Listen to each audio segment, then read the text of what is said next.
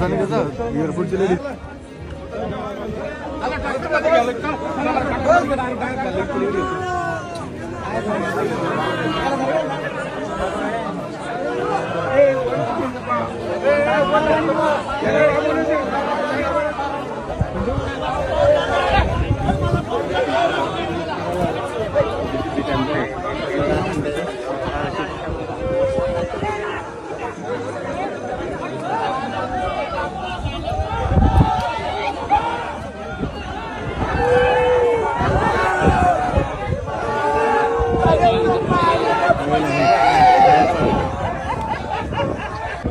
दोन शेतकरी पेरणी करता करता तार बाजूला घेत होते। 1 महिन्यापासून पोल पडलेला होता इथं। आम्ही सगळ्यांना कॉल करून थकलो। शेवटी त्या तारेमध्ये वीज प्रवाह नव्हता, पण परवा दिवशी वादळ झाल्यामुळे अचानक वीज प्रवाह त्यात उतरला आणि ते शेतकऱ्यांना माहित नव्हतं। आणि 1 महिन्यापासून एमईसीबीच्या सर्व अधिकाऱ्यांना सांगून सुद्धा कोणी इकडे फडकलं नाही। आज 2 निष्पाप शेतकऱ्यांचा इथं बळी गेलेला आहे आणि त्याला सरासर जिम्मेदार पूर्ण हे एमईसीबी विभाग आहे। तरी त्यांच्यावर पूर्ण कठोरात कठोर कारवाई झाल्याशिवाय पूर्ण चिकलठाणा वासी येथील शेतकरी या शेतकऱ्यांचा अंत्यविधी करणार नाही।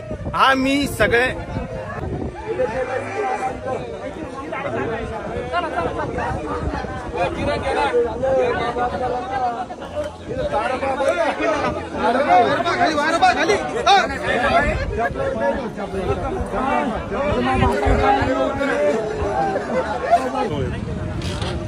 महावितरणच्या भोंगळ्या कारभारामुळे 2 तरुण शेतकऱ्यांना आज प्राण गमावा लागलेला आहे।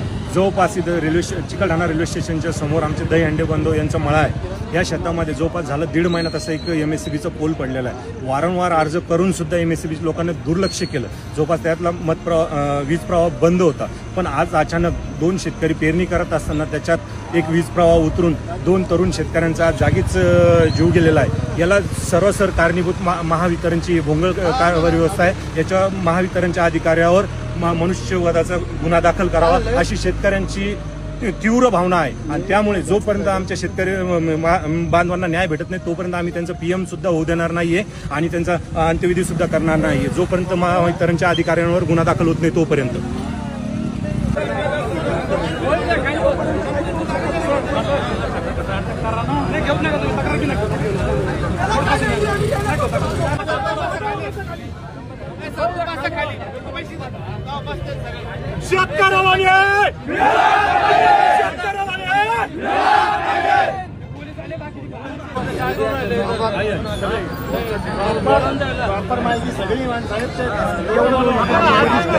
सगळी माहिती